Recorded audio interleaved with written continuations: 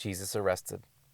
A reading from John 18, 12 to 14, 19, and 23 to 24.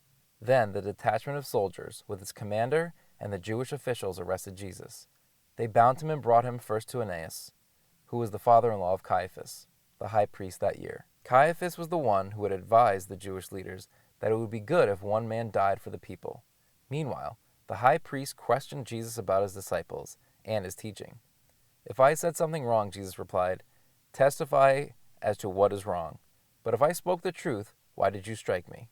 Then Annas sent him bound to Caiaphas the high priest. After his arrest, Jesus was bound and led to Annas, the father-in-law of Caiaphas, the high priest. Ironically, Caiaphas, very much a political figure, had disclosed the divine plan of having one die so that many might live.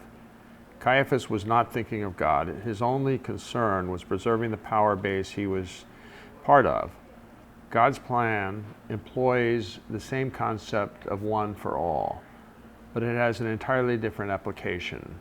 Jesus, the Son of God, came to die so that God's original plan might be restored.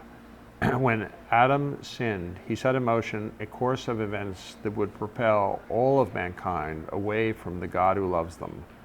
Therefore, just as sin entered the world through one man, and death through sin, and in this way death came to all men because all sinned, but the gift from God is not like the trespass.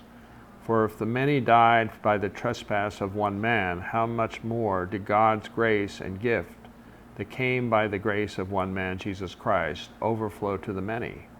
For just as through the disobedience of the one man the many were made sinners, so also through the obedience of one man the many will be made righteous.